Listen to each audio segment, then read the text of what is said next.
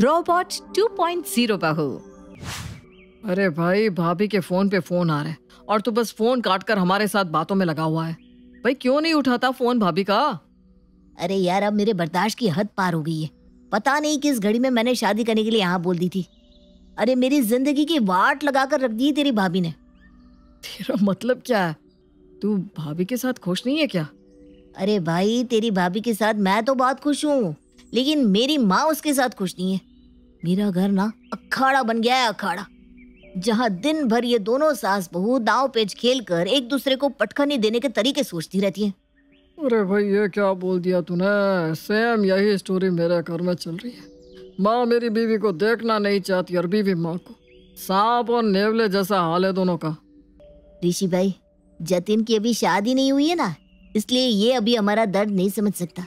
जब तक ये शादी का लड्डू खा ना ले, इसका स्वाद ललचाता ही रहता है। और खाने के बाद बंदा जीवन भर यही सोचता है, मैंने ये लड्डू चखा तो क्यों चखा। हाँ, खुद तो दोनों शादी करके बैठे हुए हो और मुझे ज्ञान दे रहे हो कि मैं शादी ना करूं।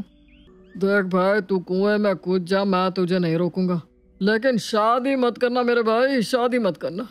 जिंदगी की वाट लग जाती है, ना हंसा जाता है ना रोया। बीवी की मानो तो माँ ताने देती है, माँ की सुनो तो बीवी मुंह फुला लेती है। अरे यार, अपने ही घर में बंदा हंसना भूल जाता है। दोस्तों की बात सुनकर मनीष वाकई में बहुत परेशान हो गया था, क्योंकि वो अक्सर अपने दोस्तों से सास बहू के झगड़े की कहानियां सुनता रहता था। मनीष एक सॉफ्टवेयर इंजीनियर था, एक बड़ी कंपनी में अच्छे पद पर नौकरी भी कर रहा था और अपने माता पिता का इकलौता बेटा था। शादी की उम्र हो गई थी, इसलिए घर वाले शादी के लिए दबाव डाल रहे थे। मनीष बेटा, इतने रिश्ते आ रहे हैं, मुझे समझ में नहीं आता रिश्तेदारों को क्या कहकर मना करूं। तेरी ताई जी तो कब से मुंह बनाए बैठी है कि पता नहीं हमें उनकी बताई लड़की से अपने बेटे की शादी करने में क्या एतराज है। अब बताओ क्या जवाब दे? यही कि हमारा बेटा ब्रह्मचारी बनकर रहना चाहता है, वो शादी नहीं करेगा। अरे मम्मी, मेरी शादी की चिंता में ताई जी क्यों घुली जा रही है? आप उनको बोल दो कि जब मेरा मन करेगा तब मैं शादी कर लूंगा। अरे अभी मेरी इच्छा नहीं है तो कोई जबरदस्ती है क्या?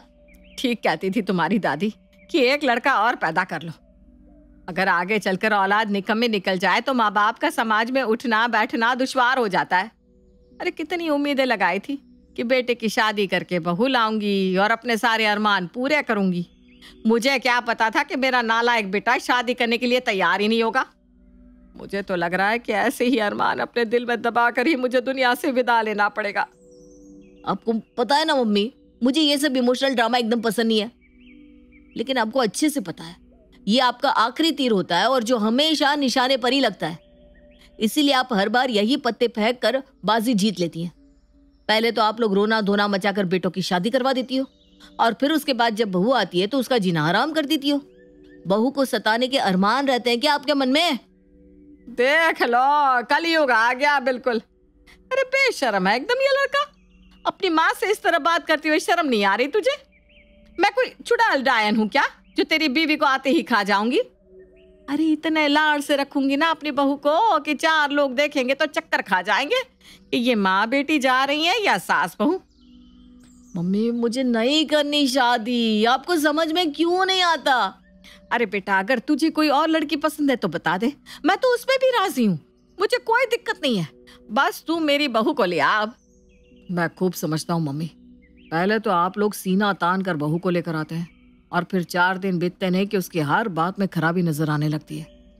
और अपने दोस्तों की कहानियां सुन सुनकर बहुत एक्सपीरियंस हो गया है मुझे, इसीलिए मैं उस इमोशनल ड्रामे में फंसने वाला नहीं हूँ। मनीष अपनी शादी को टालने की जितनी कोशिश कर रहा था, उसकी माँ उतनी ही शिद्दत से उसके पीछे पड़ी हुई थी। लगता है मम्मी ऐसे नहीं मानने वाली। मुझे इस प्रॉब्लम का कुछ परमानेंट सॉल्यूशन ढूंढना ही पड़ेगा। क्यों ना मैं एक ऐसा रोबोट बनाऊं जिसे देखकर माँ की बहू वाली कमी भी पूरी हो जाए और मुझे भी इस शादी के झमेले में फंसना ना पड़े। और सबसे बड़ी बात, रोबोट होगा तो उसकी प्रोग्रामिंग मैं अपने हिसाब से कर सकता हूँ। मैं अपने रोबोट की प्रोग्रामिंग ही ऐसी करूँगा कि उसमें सास बहू की लड़ाई वाला कोई प्रोग्राम ही नहीं होगा, इसलिए लड़ाई होने का सवाल ही पैदा नहीं होता। मनीष को अपनी प्रॉब्लम का सॉल्यूशन तो मिल गया था, लेकिन एक बहू जैसा रोबोट बनाना इतना आसान काम नहीं है। महीनों की मशक्कत के बाद आखिर मनीष एक रोबोट बनाने में कामयाब हो जाता है और उसे लेकर अपनी माँ के पास जाता है।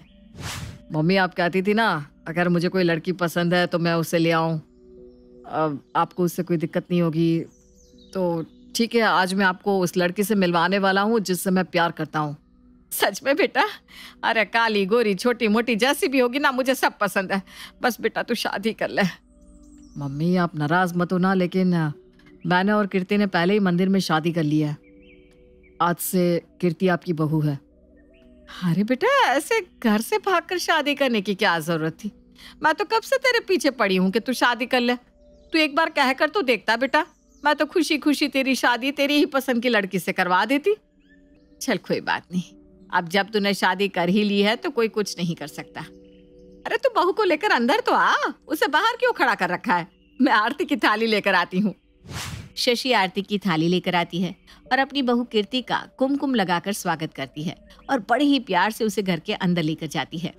ऐसे तो कोई तू होर की परी भी नहीं है। ऐसे कैसे तुझ पे इतना लट्टू हो गया कि मंदिर में शादी करके तुझे घर ले आया? आपने बिल्कुल ठीक कहा मम्मी जी, मैं कोई हुर की परी नहीं हूँ, मैं तो कीर्ति हूँ। हाइट 5 फुट 2 इंच, रंग गेहुआ। और हाँ, मैं मनीष जितनी खूबसूरत भी नहीं हूँ, लेकिन फिर भी मनीष ने मुझसे शादी कर ली। अरे बड़ी खुशी खुशी अपने मुंह से अपनी बुराई कर रही है। किस मिट्टी की बनी है ये लड़की? अब तो बहू बनकर तो आ गई है, लेकिन ये बता घर के काम करने आते हैं या नहीं? मैं सब काम कर दूंगी। आप दिन को अगर रात कहेंगी तो मैं रात कह दूंगी मम्मी जी। हैं? इसे तो मेरी कोई बात बुरी ही नहीं लग रही। लगता है अच्छे से सिखा पढ़ा कर लाया है मनीष। कोई बात नहीं, मैंने भी इसे इसके असली रूप में ना ला दिया तो कहना। अगले दिन, अच्छा कीर्ति बेटा, ऐसा करना, पहले पूरे घर की सफाई कर दे, उसके बाद नाश्ता बना देना। और हाँ, टेरेस और सीढ़ियां भी ना रगड़ रगड़ कर साफ करनी है। ठीक है, सब हो जाएगा मम्मी जी।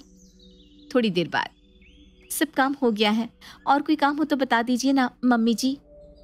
क्या तूने सब काम कर भी दिया? अरे कोई भूत वूत है क्या तू? इतना बड़ा 2 मंजिला घर तूने 15 मिनट में साफ कर दिया? मैंने सब काम कर दिया है। आपको यकीन ना हो तो आप जाकर चेक कर लीजिए, सब कुछ बिल्कुल चकाचक हो गया है मम्मी जी। मैंने तुझे कहा था ना कि सफाई हो जाए तो नाश्ता बना लेना। यहाँ खड़े होकर मेरा दिमाग क्यों चाट रही है? फिर जा जाकर नाश्ता बना, मुझे जोर की भूख लग रही है। नाश्ते में क्या बनाना है ये तो आपने बताया ही नहीं मम्मी जी। अरे जो तुझे आता है वो बना ले। पूछ तो ऐसे रही है जैसे 56 भोग बनाने आते हैं तुझे। 56 नहीं, 105 तरह के बनाने आते हैं मम्मी जी। क्या? 105 तरह के? अरे किसी होटल से भागी हुई शेफ है क्या तू? 105 तरह के? मुझे तो लग रहा है कि कोई होटल का शेफ भी बनाना नहीं जानता होगा।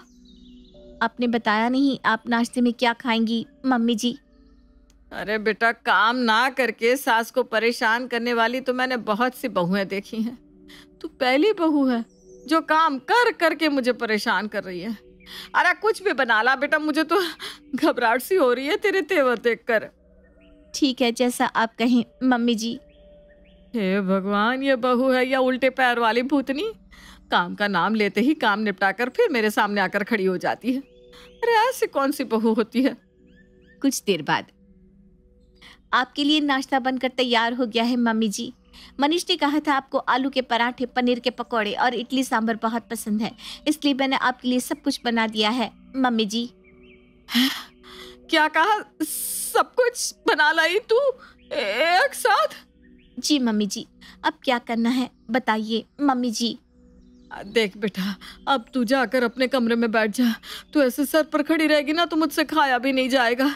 मम्मी जी कहकर दिमाग हिलाकर रख दिया इसने मेरा। ठीक है, जैसा आप कहें मम्मी जी। धीरे धीरे दिन बीतते जा रहे थे। शशि चाहे बहू कीर्ति को जितना भी काम बता दे, उसके माथे पर जरा सी भी शिकन ना आती। जिन बातों पर अक्सर घरों में महाभारत छिड़ जाया करती है, उन बातों को भी कीर्ति मुस्कुराकर सुन लेती और अपने काम में लगी रहती। एक दिन, और बताओ मम्मी, क्या हो रहा है? आपकी बहू आपके साथ अच्छे से तो रहती है ना? क्या बात है, आप खुश नहीं लग रही हैं? पहले कहती थी शादी कर ले तो मुझे खुशी मिलेगी, अब मैं शादी करके बहू ले आया तो भी आपकी शक्ल पर 12 बजे हुए हैं। अरे बेटा, तूने शादी से पहले पता किया था कुछ इसके बारे में? पक्का लड़की ही है ना ये? कोई चुड़ैल वुड़ैल तो नहीं है? अरे मम्मी, बस शादी को कुछ दिन हुए नहीं, क्या आ गई आप अपने सास वाले रवैये पर? कल तक तो कहती थी काली गोरी छोटी मोटी कैसी भी ले आ, और अब मैं इतनी सुंदर सर्वगुण संपन्न बहू लेकर आया हूँ तो वो भी आपको चुड़ैल नजर आ रही है। अरे बेटा, मेरा वो मतलब नहीं है। इतना तो मैं यकीन से कह सकती हूँ कि ये लड़की इंसान तो पक्का नहीं है। अरे कोई लड़की इतनी जल्दी इतना सारा काम कर ही नहीं सकती। इससे दिन के 8 घंटे भी काम करा लो तो इसके माथे पर शिकन नहीं आती, और हर बार आकर यही पूछती है और कोई काम है क्या मम्मी जी। अच्छा, तो वो बिना नकुर किए आपके बताए सारे काम कर रही है, तो मतलब वो इंसान नहीं भूत प्रेत है, यही ना? अरे बेटा, उसमें बहू वाले कोई लक्षण ही नहीं है। मैं उसे चाहे जितना उकसा लूं, उस पर रत्ती भर भी असर नहीं होता। अरे ऐसी भी कहीं बहुएं होती है क्या? अब मुझे सब कुछ समझ में आ रहा है। मतलब यह है कि आपके अंदर की माँ बहू को प्यार करते करते थक गई है, इसलिए अब आपके अंदर की सास बाहर आना चाहती हैं। चूंकि कीर्ति आपको सास बनने का और घर में कलेश करने का मौका नहीं दे रही, तो आपकी ईगो हर्ट हो रही है। सही कहा ना? राम राम राम, देखो तो क्या जमाना आ गया है। आजकल के बेटे तो माँ को ही गलत ठहराने पर तुले हैं। अरे बेटा, अभी शादी को चंद दिन हुए हैं और तूने अपने सुर बदल लिए। अब चाहती क्या हो माँ? अगर बहू काम करने से इनकार कर दे तो आप कहेंगी बहू कामचोर है। अगर वो कहती है मैं काम करके थक गई, तो आप कहती जरा सा काम करके थक जाती है। बहू के अंदर जरा सा भी दम नहीं है। अब वो बेचारी भाग भाग कर आपका हुक्म बजा रही है, तो आप करिए कि वो इंसान नहीं है। अरे माँ, आपको तो सासों की कम्युनिटी का सरदार होना चाहिए। मतलब आपके अंदर तो सही और अच्छे गुणों को भी अवगुण बनाने की विशेष कला दी है भगवान ने। अरे लेकिन बेटा, रहने दो माँ। आपको नहीं लगता कि आपको उसकी तारीफ करनी चाहिए थी कि आपके कहने से पहले वो आपकी पसंद के तरह तरह के पकवान बनाकर टेबल पर सजा देती है, आपका घर शीशे की तरह चमका कर रखती है, आपकी हाँ में हाँ मिलाती है। बात तो तेरी सही है बेटा, शायद मैं कुछ ज्यादा ही सोच रही थी। अच्छा ठीक है, तू जाकर अपने कमरे में आराम कर ले। हे भगवान, आज तो मैंने सब संभाल लिया, लेकिन लगता है कीर्ति की आउटपुट स्पीड कम करनी पड़ेगी। अगर वो इसी स्पीड से काम करेगी तो आज नहीं तो कल मम्मी को उस पर शक हो जाएगा। मनीष कमरे में जाकर कीर्ति की आउटपुट स्पीड को थोड़ा कम कर देता है ताकि उसकी स्पीड ह्यूमन स्पीड से मैच करने लगे। अगले दिन, बेटा, ये कॉलोनी में जो किटी होती है ना, उसका एनुअल सेलिब्रेशन है। तेरे लिए इनविटेशन आया है। एक्चुअल में हमारी सोसाइटी में सास की किट्टी अलग होती है और बहू की अलग। अब तू भी आ गई है तो तू भी ज्वाइन कर ले बहुओं वाला ग्रुप। ठीक है मम्मी जी, किटी पार्टी में। अरे यार, मेरी सास ने तो मेरा जीवन दुश्वार करके रख दिया है। मैं उनके लिए चाहे जितना भी कर लूं, उनको कभी संतोष नहीं होता। अब तो मैंने भी जवाब देना सीख लिया है। आखिर कोई कब तक बर्दाश्त करे। बिल्कुल ठीक कह रही हो तुम सोनल। मेरी सास को भी ना बहुत शौक था मुझसे काम करवाने का। शुरू में तो मैं दिन भर काम में लगी रहती थी, कभी सफाई करती, कभी उनकी पसंद का खाना बनाती। लेकिन क्या बताऊं, मेरी सास का मुंह टीढ़ा ही रहता। फिर तो मैंने सीख लिया, एक कान से बातें सुनकर दूसरे कान से कैसे निकाली जाती है। अरे यार, हमारी शादियों को तो सालों बीत गए हैं और हम पके चावल होकर ढीठ बन चुके हैं। नई शादी तो कीर्ति की हुई है। इसके घर में जरूर रोज नए नए धमाके हो रहे होंगे। मेरे घर में तो अभी तक कोई धमाका नहीं हुआ। मतलब तुम्हारी इतने महीनों की शादी में अभी तक तुम्हारी सास के साथ कोई लड़ाई झगड़ा या बहस नहीं हुई? नहीं, बहस क्यों होगी? सास की हर बात खुशी खुशी माननी चाहिए। अरे क्यों माननी है भाई सास की हर बात? सास कोई भगवान थोड़ी ना है भाई। क्यों हमारे जैसी बहुओं का जीना मुश्किल करना चाहती हो तुम? सीधी सी बात सुनो, सास अगर ज्यादा बोले ना तो बहू को सास की बोलती बंद कर देनी चाहिए। अरे कोई जरूरत नहीं है सास की जी हजूरी करने की। 2 बार जवाब दे दोगी ना तो सास अपने आप लाइन पर आ जाएगी। किटी पार्टी में होती बातें धीरे धीरे कीर्ति की मेमोरी में फीड होती जा रही थी। कुछ देर बाद पार्टी खत्म हो गई थी, लेकिन पार्टी में सुनी बातों के कारण हमारी आदर्श रोबोट बहू कीर्ति का डेटा करप्ट हो गया था। अब वो अपने फीड डेटा और पार्टी में सेव्ड डेटा को एनालिसिस करके सवालों के नए जवाब ढूंढ रही थी। अगले दिन, कीर्ति, सुबह के 6 बज रहे हैं, तो अभी तक उठी नहीं? अरे भाई आओ, आकर चाय बना दो, या आज ऐसे ही बैठे रहे हम? 1 कप चाय बनाने से हाथों में दर्द नहीं होता, रसोई में जाकर खुद बना लीजिए मम्मी जी। क्या कहा? मुझे उल्टा जवाब दिया तूने? तेरी इतनी हिम्मत? मैं तो 9 बजे से पहले उठने वाली नहीं हूँ। जिसको जो बिगाड़ना हो बिगाड़ लेना।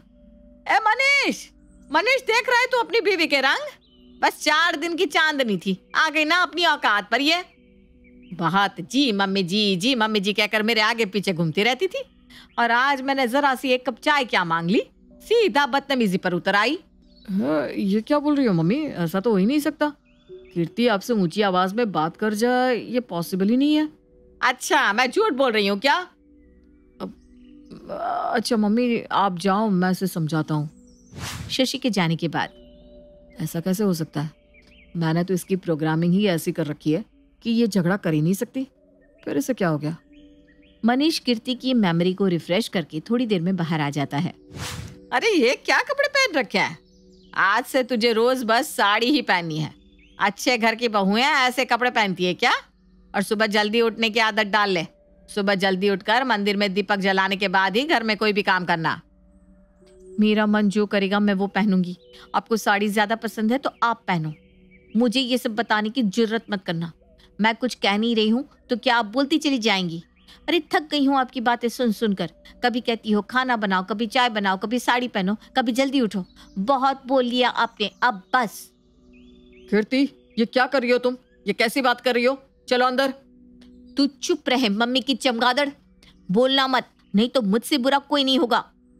कीर्ति की बात सुनकर बेचारा मनीष गहरे सदमे में पहुंच गया था, और उसे समझ में आ गया था कि सास बहू का रिश्ता ऐसा है कि उसके सामने इंसान तो क्या, रोबोट भी अपनी प्रोग्रामिंग भूल सकता है।